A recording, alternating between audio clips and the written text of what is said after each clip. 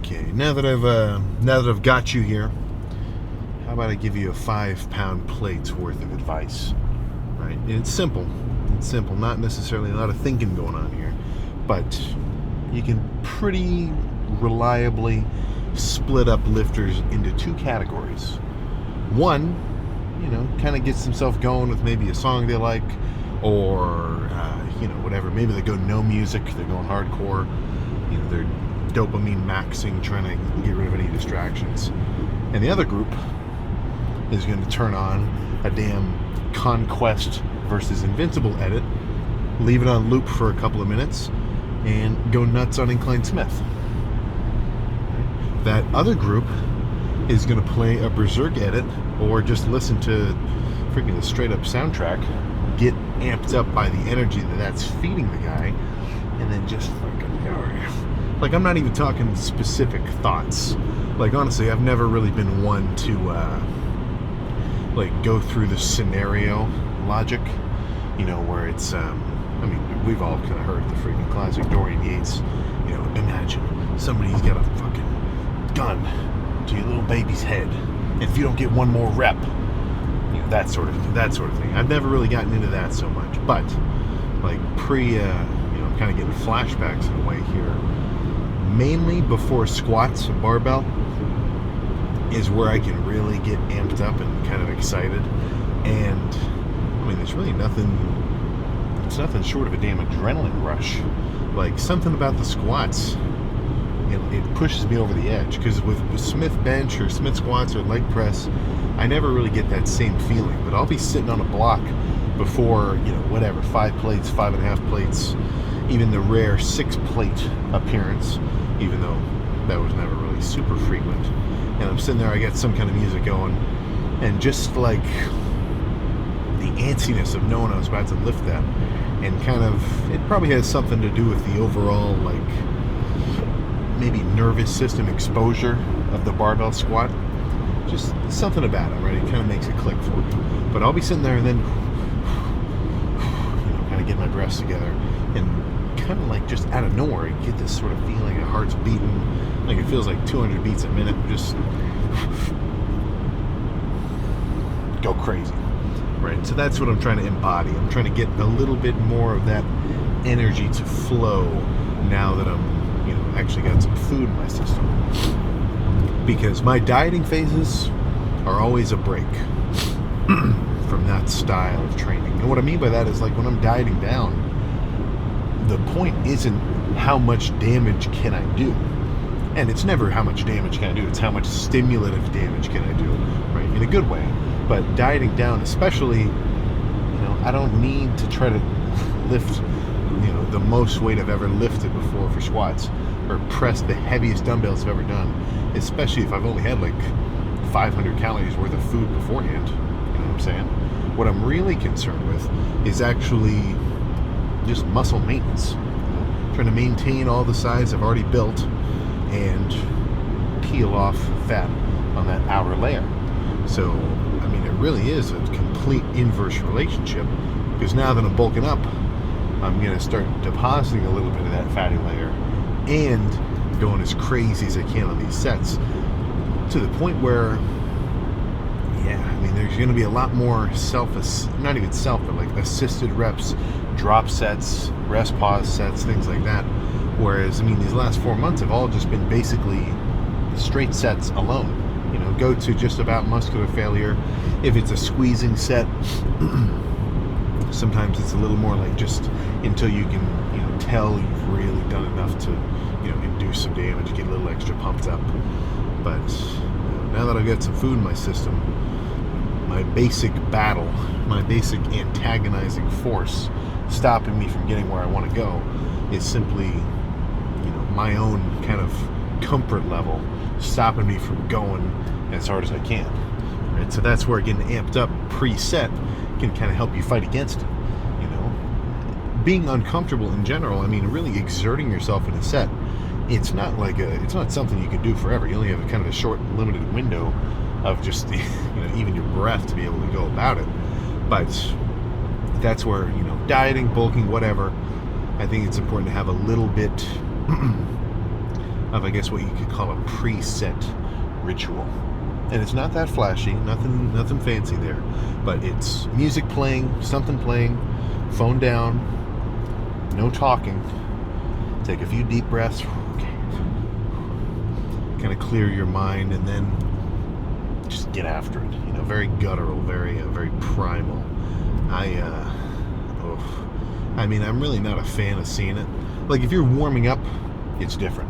If I'm doing tricep extensions, or if I'm doing like rotator cuff or just cable crossover kind of stuff, just getting my shoulders warmed up like today during today's workout in the beginning, and I'm not doing my working sets, then yeah, I mean, I'll be chatting. Like if I'm talking to somebody, I can do my warm up as I'm talking. But I see it a little bit too often, which, I mean, I guess it depends on, you know, what your kind of workout's goal is. But if you're really trying to kill it and you're maintaining a conversation with the guy next to you during your working set,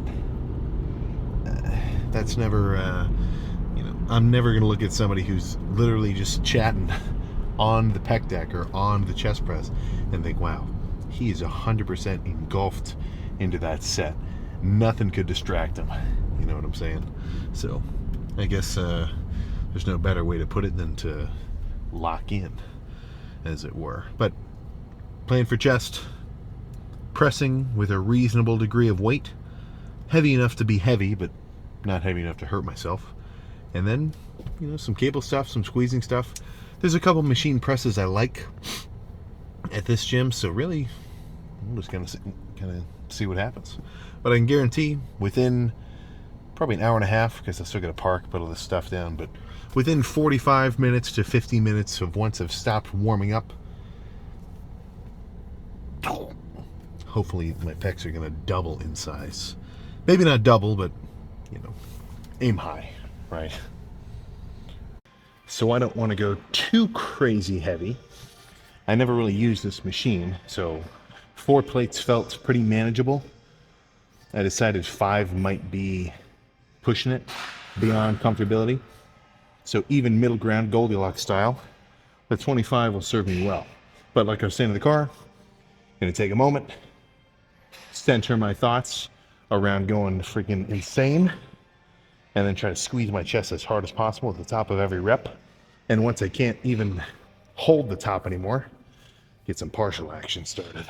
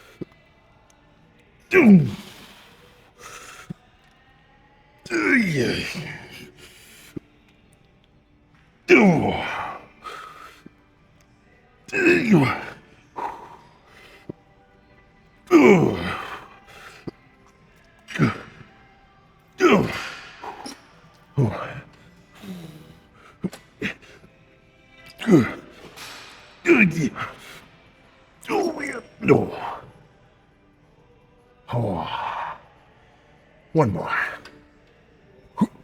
Okay, so obviously not the 150s. The 150s certainly have a certain allure, but 130s are still pretty freaking heavy too. Plus, after already doing those good sort of pre-exhaustive sets on that machine press, this will be more than enough. But I am kind of excited to throw some dumbbells around. It's been a while.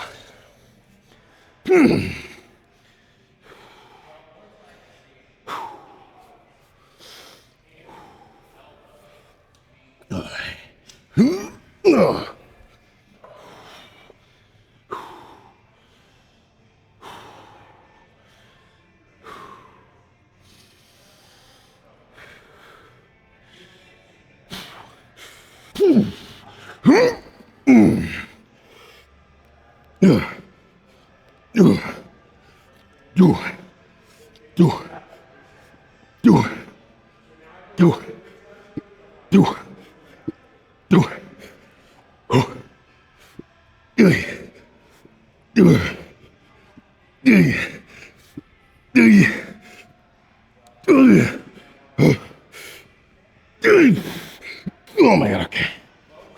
Oh my goodness. Oh. One more, minimum. Actually, 150 is probably would have done nicely. Next time.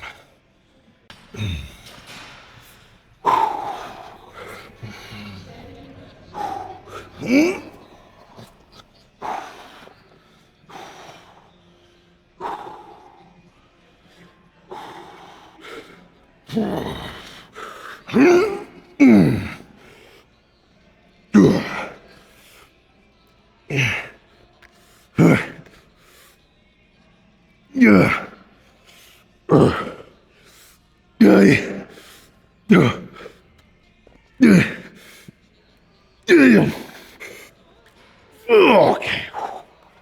Oh. Oh. One more. One sticking more of those. Last set of dumbbells. Best set of freaking dumbbells.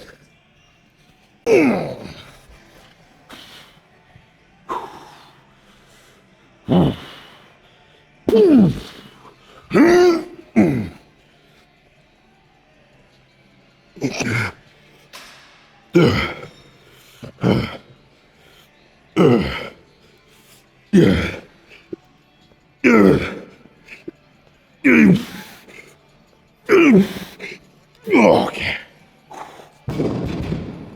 Oh my goodness. Let's move on. Another benefit of the anytime no lunk alignment for when you slam your shit. All right, I'm going into this as though I'm planning for it to be my last set, which after those machine press and those sets of dumbbell bench, I really do think this can be it. Now, if I feel like I need one more, that's what I'll do. Totally fine. But I want to go about this set with the mentality of leaving nothing in the tank, but light squeezing. And I don't want to have too much body language or swinging, at least until the end, because I'm making use of just the sort of flexing aspect, right? Because it's lightweight. I can do the reps. And when I get here to the bottom, hands touching, just a moment of extra flexing. And by the time I've done, well, however many, let's just say it's going to start to freaking burn. But let me get a good song going and make this shit happen. Pump wise, yeah, we're there. This is just the cherry on top. Actually, I gotta raise these a little higher. There we go.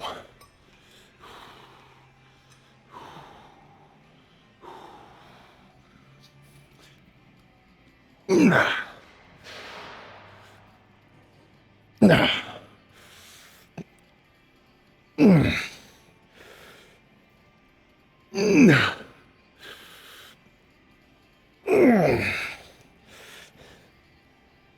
No.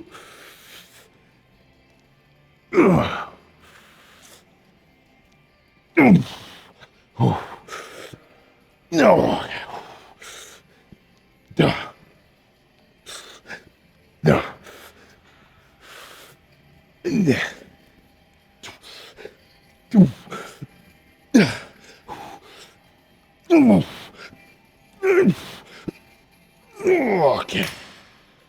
Oh my goodness. Yeah, that's enough. Let's find some freaking lighting. All right. Usually the pose down in front of the dumbbells, I mean, that's 2 levels worse than normal. Like, I would probably argue, if I was waiting for the 30s, at least if a guy was curling the 30s in front of the rack, I'd be like, okay, well, he's doing work. But just one of the perks of a freaking empty gym. There's nobody in here. The guys that aren't here, well, they're doing their own thing over there. But let's see how chest is looking after what I would call my most freaking brutal chest day of the year. And it wasn't even that crazy relatively to what I've done in the past. Certainly feeling the fullness effect of getting some extra food in my system. But let's see, actually I think I want to back up a little bit. Let's see, am I still in freaking focus? Yeah, we're good. All right.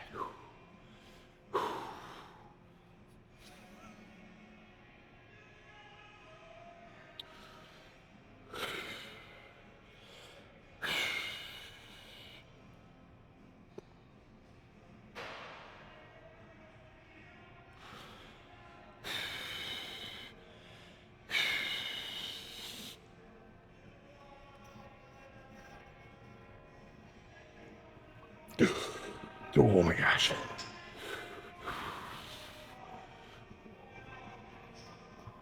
Oh. And right freaking there, proof in the pudding, there is no substitute for picking up a pair of heavy ass freaking dumbbells, saying to yourself in your mind, all right, come on, come on, and then just going nuts. There really is nothing else like that, which for me, that's awesome, you know. But only gripe, those dumbbells have some freaking thick handles to the point where it's actually a little tricky to pick them up. I feel like I'm doing a Brian Shaw grip strength challenge even by grabbing them from the floor. So if you're curious, that's probably when I do my heaviest. Actually, yeah, dumbbell bench is my heaviest off the floor lift, at least as of the last, I can't even freaking tell you exactly, 5.5 years or so. I gave up deadlifting early into my lifting career. I think just about a year in, I managed to pull 405 in my high school's gym while they were teaching a weightlifting class, and the weightlifting teacher would let me just, do a regular ass lift. I went for 455, got it to my shins, but dropped it. I think muscularly I totally could have done it. I just kind of gave up, mentally. And holy shit, if I could give myself advice retrospectively way back in the past, if I had gotten myself maybe a degree or two more hyped up, I can almost guarantee my all-time deadlift PR would be 50 pounds heavier than it really is, right? 4 big ones, man, it's like nowhere near the Ronnie Coleman, oh, I wish I would have gone for 4 reps with the 800-pound squat instead of 2. But just little things like that, right? But yeah, it's well, I think that done me good, not having the deadlifts stay in the routine.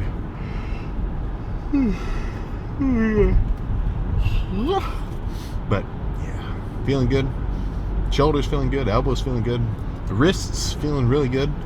I've never really had wrist problems from pressing. I would probably attribute at least a little bit of that to the fact that I do a lot of, or that at least I have done a lot of forearm training, where I'm hanging like a 50-pound dumbbell off the side of a bench, and I'm doing curls like this, or hanging my hand off my knee and doing 20-pound reverse curls. Obviously, you're never going to be able to thicken up your your ulna and your, you can never thicken or strengthen these bones, but the tendons and ligaments and just kind of beef around it. You can definitely beef up your forearms. That's not a gripe I really hear people talk about now. I used to see that in comment sections all the time. People talking about how they wish they could thicken up their wrists. Forearm training, I think, will definitely play a role. But not only that, it's going to make any other free weight pressing a much safer and enjoyable experience. I've seen a lot of videos where guys are, they're throwing up a bunch of weight, not even sumo grip, or no, what am I saying? Not even suicide grip. They got their thumb around the bar, and it slips out. It's just, they drop it backward. Any means of injury, risk, accidents. I mean, you never know. But by having stronger forearms, even when I'm throwing pretty heavy dumbbells up, I'm very stable in this whole section. You know, I'm never too worried about like dropping it forward or backward. Forward wouldn't be that big of a problem. If you're holding up a dumbbell and it starts to go backwards on you, yeah, I don't need to tell you, your arm doesn't go that way. That's for sure. Hey, I know a couple of guys where that's really set them off course, having like some shoulder, all sorts of stuff. I mean, I've seen a couple videos where like full on crap, what is this bone? Humerus. Wait, no. Femur? Is this your humerus? Well, either way, like upper arm bone legit snapping like arm wrestler style, because the guy threw up a ton of weight and then he lost it backward. So the sort of point I'm getting at is any weak links in a chain of, you know, your body like that, if you can strengthen them, odds are it's going to make, you know, your actual primary mover feel like it's getting way more attention, because you don't have to worry about all these straggling little bits. That's why I'm always talking about how you got to, you know, spam some adductors, right? The machine where you're squeezing your legs together after your leg days. You don't even have to go like complete insane failure, but just like 5 or 6, you know, you can camp out for a little while. Just really wreck your adductors, because they're a really strong stabilizer. So I've squatted before after having not done a lot of adductor work, and side to side I'm feeling a lot more wobbly. Whereas when my adductors are kind of properly trained, I feel much more stable, you know? So same thing with the chest. So sure, I'm trying to work my pecs. That's what I want all my focus to be on. I don't want to have to worry about holding the weight or worry about having it slip forward or backward. So having beefier forearms is going to help me do that, you know? Just keeping any potential, you know, minor little tweak from snowballing into a pretty serious kind of incident, you know? But yeah, I'm excited to get exposed to some 150s again, that's for sure. I think 150s might be the bar. The 150-pound dumbbells are probably the bar of useful dumbbell pressing for me. And, you know, there's guys benching the 180s, and, you know, we've all seen the videos of Larry Wheels with the 200s, or, well, at least with Larry Wheels, I can, in a sense, sort of relate our two builds. Obviously, you know, total freaking beefcake for sure. But I was about to say Eddie Hall doing the 200s. Yeah, that's not even close. That's a completely different breed. But what I was going to say was, there's probably there's not much reason to delve beyond the 150s. I think it's heavy enough that I get as much load as I'm looking for in terms of mechanical tension on my chest, but I'm not asking for trouble. I think going over 150 might be the danger zone. So I'll try to curb my ego and stay there. But yeah, maybe I'm speaking a little bit too soon. You know, if I'm at a gym and I'm feeling froggy, I'm feeling fresh, and I decide, whoa, the 150s felt kind of light today, and this gym has 160s. All right, maybe we'll see what happens when we get there, right? But there's no 160s around me anywhere close, or at least anywhere where all the other factors match. And what I mean by that is, you know, you can give me the heaviest dumbbells in the world, but if the bench that I'm benching on doesn't really agree with me, then I don't want to touch it. You know, I'm going to freaking hurt myself. So what I'm kind of getting at there is, like, there's a lot of gyms around that have pretty heavy dumbbells, like even up to 180s, but the bench, like, just something about them doesn't, like, I feel like my butt's going to slip out, or just it's not the right sort of thickness. And that might sound like I'm being picky, but when you have that much weight sitting right above your face, you want to be in a setup that you're kind of comfortable with. Like, I think even today I kind of gave the bench a little bit of like a rock to make sure it was fully engaged, because I mean, those that happens too. You got to look at your freaking bench and make sure the pin is really all the way in. You know, I don't mean to make this like a highlighting talk of cautionary tales, but you know, I mean, that's where the freaking best information comes from. It's learning from other people's mistakes and trying not to make them yourself. So just make sure you lift safely, right? Like if I ever open a gym, it's gonna have 3 main rules, right? Go hard, don't hurt yourself, actually only 2 rules. Go hard and don't hurt yourself. And those are 2 rules which I'm trying to enforce on myself pretty strictly. Especially just, because I've been through the process of having tweaks and, pulling stuff. It sucks. And it's stupid, there's nobody else to blame but me. So that's where I'm trying to evolve. Like I talk about it a lot. I'm trying to, not jinx it or anything. So knock on wood every chance I get. But my rate of injury has been pretty low. Like I'm on a good streak. It's like at a factory where they got that counter of days since the last accident. I want that counter to keep going up, because the longer I'm in the green and the longer I can keep moving some heavy weight around and recovering and coming back from it to do it again, the better, right? Because an injury isn't even 2 steps back. It's like freaking 4 steps back, because it's like you can't even lift that hard right now on that given muscle. You gotta let it chill. You gotta let it chill for as long as it takes to recover. And then you've just had a few weeks or maybe even months of time where you weren't loading that muscle with, a lot of working tension from your lift. So now you got to build that strength back up. You may potentially there's just all sorts of downsides, There's really no positive to having a major tweak. But if you do, that is no excuse to totally chill. Like if I had if I dropped a freaking 500-pound plate on my foot and totally smashed it, or even on my ankle or something, I don't know, whatever. Again, knock on wood, I'm not asking for this to happen. But let's say my left leg below the knee out of commission. No squats, no leg press, no nothing. That's not going to stop me from doing chest or back or arms. I want to keep this system moving, and really I think that's going to be a better situation for your recovery. Like it's obviously different if you had like an open heart surgery or you had to get like a spinal fusion. That's its own situation.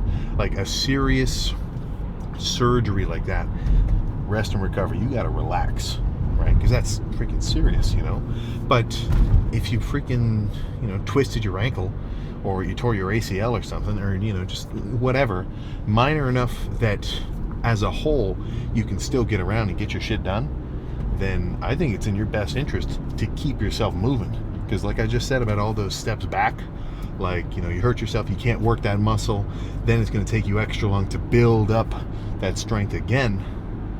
If you took 2 months off because you hurt your leg or something, and then you've basically de-trained yourself, now instead of just working your quads and your hamstrings back up to a baseline, you got to get your whole body back.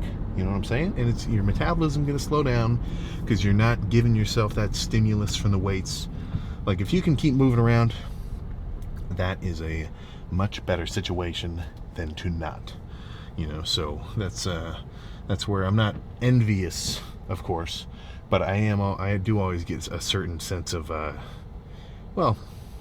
maybe not, because I'm not thinking like pride. I like seeing somebody, if they got something tweaked or if they're scooting around on a scooter, if they're still coming in and working out, because I know that guy wants it enough where even that minor inconvenience isn't enough to stop him, and he's still on his game. That's what I'm trying to say there. And then it makes me a little more grateful because, if I can move around basically freely, then I want to make proper use of that sort of freedom to lift and go extra hard. Any way you can sort of tweak a situation to hype yourself up, the better. But plan for tomorrow with back, go nuts in a reasonable manner, and that's pretty much it. Keep doing that for the coming days. I did not weigh myself this morning, but I'll update you tomorrow with what I'm with the morning body weight, which is really the only time that you should care about what your weight is.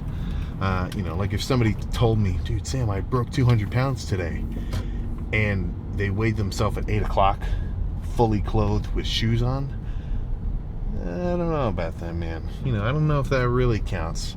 I'm talking clothless, foodless, morning with an empty stomach after you go to the bathroom. That's your real walking around weight, right? That's your fighting weight, I would say. So, try not to, at least try to maybe lean towards using that metric. That's my final tip for the drive back home. But either way, awesome lift. I'm feeling like a freak. Nothing else I could ask for. So I will see you tomorrow for some back.